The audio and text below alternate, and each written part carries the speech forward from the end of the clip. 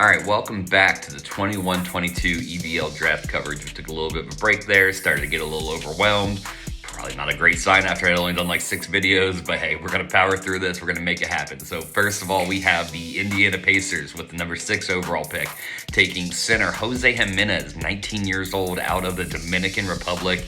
I don't hate this pick. I don't love this pick. I have one center that I had distinctly ranked above Jose Jimenez, so I think that kind of alters my feelings overall about how I feel about this pick. I did have Jimenez ranked as a lotto talent, so I don't think it's a huge reach.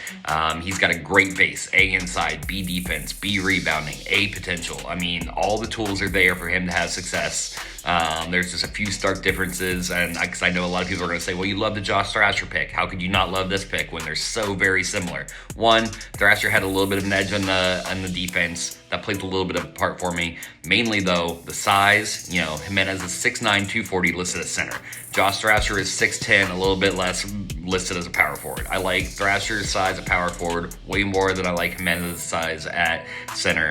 Even though, we've seen short centers work, especially, like Jamal Byers for the Jazz this year, had a big playoff and he's 6'8". So I'm not saying that he can't be good at center with these ratings. I'm just saying, if I'm just basing it on a pure draft evaluation standpoint, I don't like his size that much just from the jump. The other big thing for me is the outside rating. I mentioned in the Thrasher video that, he's got the A inside so he can score dominantly, but teams can't hack him because he's got the C outside and he can probably make his free throws pretty well. Allegedly. We'll see if that pans out, but, using our best estimation.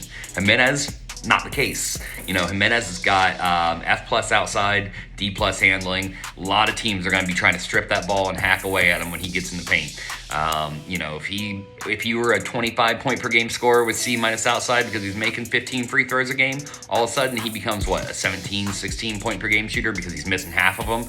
I'm not saying he won't be a 25 point per game player. I mean, 25 is a lot, but you know what I'm saying. He won't be a 22 plus point per game scorer. I'm just saying there are some concerns there that lead me to believe that he might not get to that point. Now, if he does, great. Sometimes that inside, it can overpower everything else. If he can dominate the paint and get +1s and just miss the extra free throw, then who really cares? You're still getting, good field goal percentage, 20 points per game, great. I think the Pacers have a lot of needs. I don't think it hurts to take a guy like this, and I think at worst he becomes one of the good third bigs off the bench. You get a good scoring presence from your backup center power forward. I think he could be there. Not exactly what you would want out of a 6 overall pick, but I mean, if that's his floor, then I'm sure Ted will take it.